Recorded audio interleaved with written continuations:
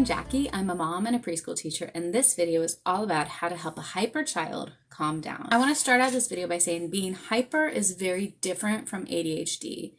ADHD, or attention deficit hyperactivity disorder, is a long-term pervasive mental health issue that can only be diagnosed by a licensed professional.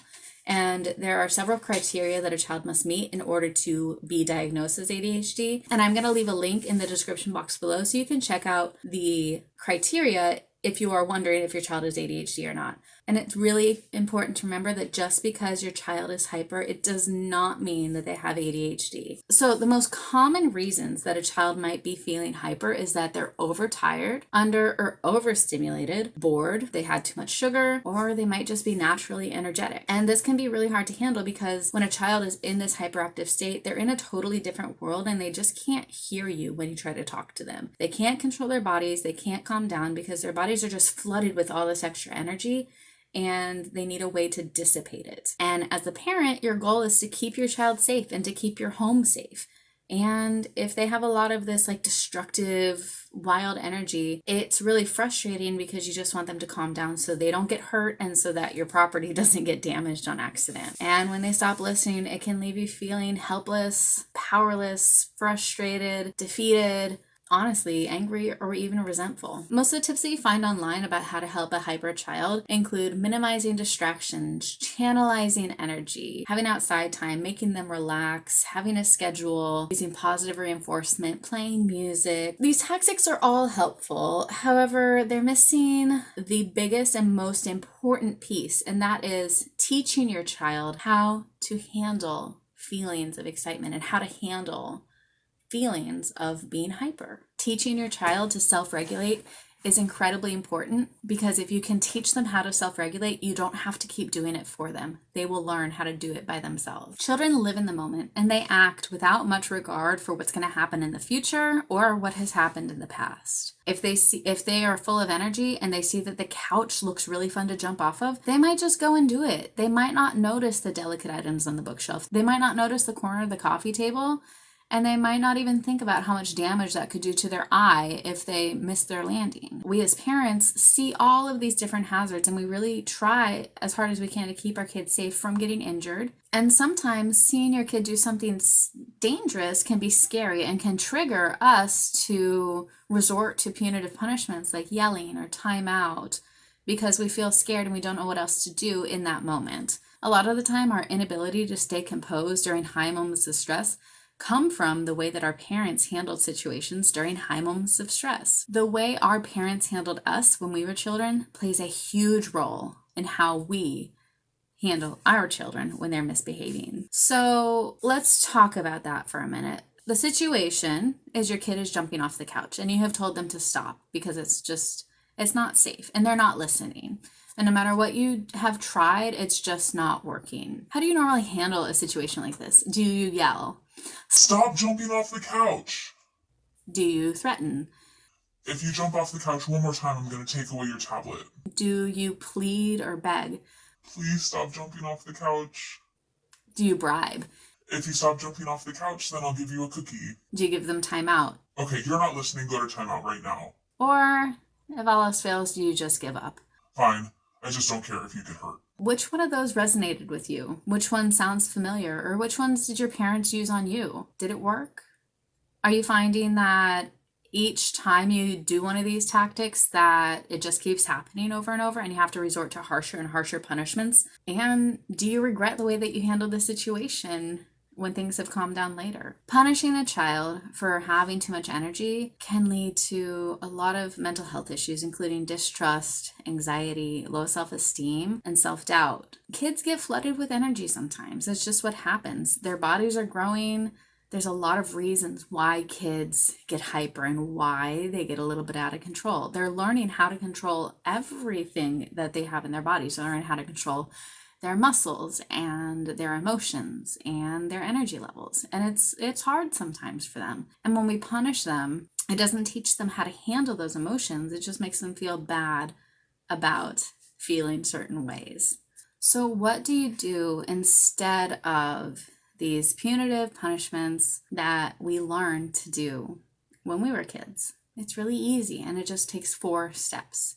And I have a link to my video about the 4 steps in the description box below, as well as videos about our brain state, so that you can better understand this whole process and apply it to any situation that you're having with your child. So the 4 steps are identify, validate, deep breathe, and problem solve. The way that this plays out with the jumping off the couch situation is like this.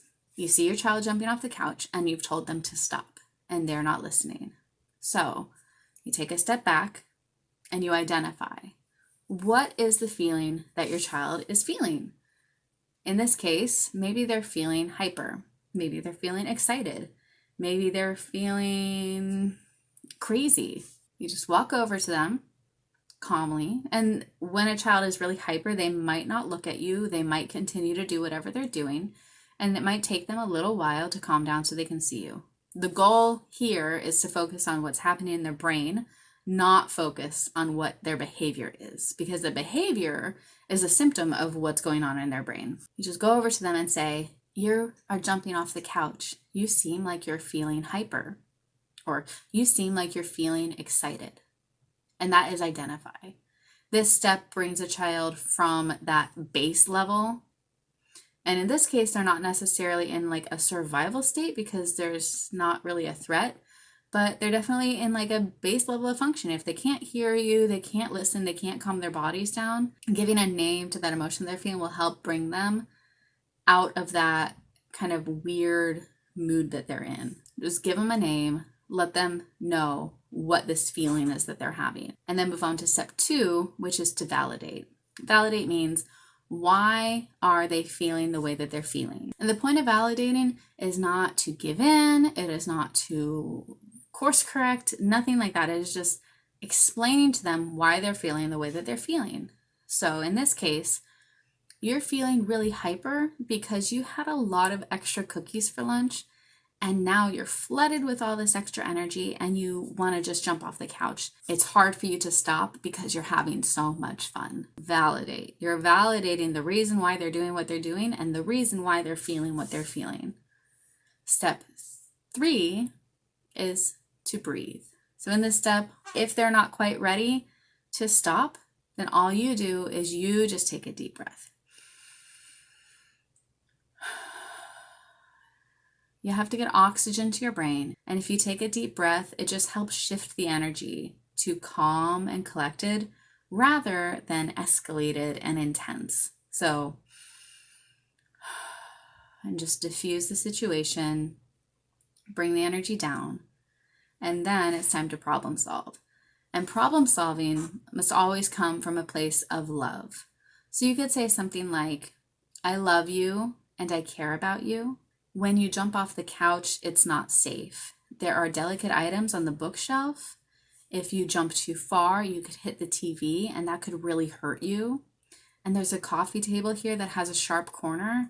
And if you miss your landing, it could hurt you. I know that you have a lot of energy and you want to get it out somehow, but jumping off the couch is not a safe way to do that. Let's think about other ways that you want to get your energy out. We could go outside and play tag. We could go have a dance party in the living room. I noticed that there were some boulders outside. Maybe you could jump off those instead. What would you like to do that is a safe way to get all this extra energy out? The words that you say don't matter. What matters is your intention.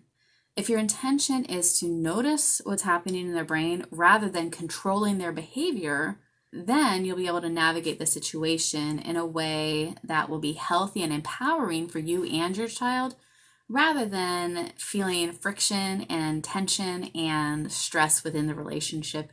Because ultimately, you can never make somebody do something against their will without mental health consequences to both parties. In the moment, what is your intention? Is your intention to be helpful? Or if you're feeling frustrated, you don't know what else to do, sometimes your intention could be that you want to be hurtful. Sometimes our kids are really annoying and we have that urge to be hurtful. And it's important that we acknowledge that within ourselves and that we recognize it's okay to have those feelings as long as we don't act on them. And if we do act on them, to apologize later. If you can identify the times when you feel like you want to be hurtful and shift your intention to being helpful, then your intention will guide your actions and you'll be able to navigate the situation in a healthier and more productive way. And you'll be able to teach your child how to manage themselves so you don't have to keep doing it for them. I hope that this was helpful. I wish you peace, love, health, and joy.